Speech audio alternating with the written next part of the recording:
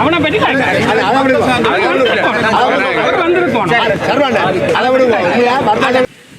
அரசாங்க நிறுவனம் பிளவிட்டதுக்கு தான் நாங்கள் வந்திருக்கிறோம். அரசாங்க நிறுவனம் தவறாக சில விடயங்களை சில முடிவுகள் எடுத்திருக்கு. அதில் பாதிக்கப்பட்டாங்கன்னா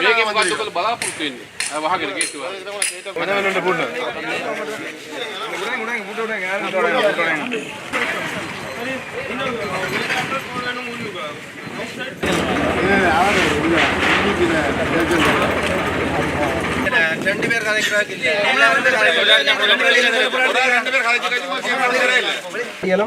இலங்கை பிரஜையாக இருக்கணும்னு ஹோல் பண்ணி இருக்கணும். அது பூனேரி மட்டும் கோல் பண்ணி ஒரு வருஷம் முடிய மாட்டோம். அது என்னென்று தன்மையில சொல்றோம் நாங்களா.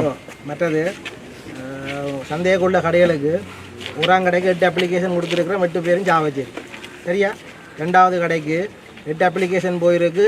7 பேர் சாவச்சேரி, ஒரு ஆள் கரைவட்டி. நாங்கள் இப்போ சாவச்சேரி நகரசபைக்கு முன்னால் வந்து ஒன்று கூடியிருக்கிறோம்.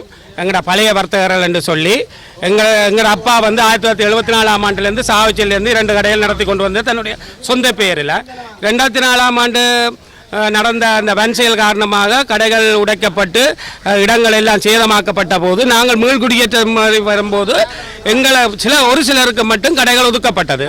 மீதி ஆட்களுக்கு 1 வருட காலத்தில் எங்களுக்கு கடைகள் ஒதுக்கி தரப்படுவதாக நகரசபையால் எங்களுக்கு அறிவுறுத்தப்பட்டது. ஆகவே நாங்கள் இந்த 1 வருடம் இது 2004ஆம் ஆண்டு சொன்னேன். இன்றைக்கு 2024 இன்றைக்கு 20 வருஷமா போச்சு. எங்களுக்கு இதுக்கு ஒரு தீர்வு இல்லை. இதில் இருந்த எங்கட கடை இருந்த இடத்துல இப்போ பில்டிங்களை கட்டி போட்டு அந்த பில்டிங்கை வந்து இவையில் வந்து ஓப்பன் டெண்டரில் விடுறதுக்கு நிற்கிறேன்.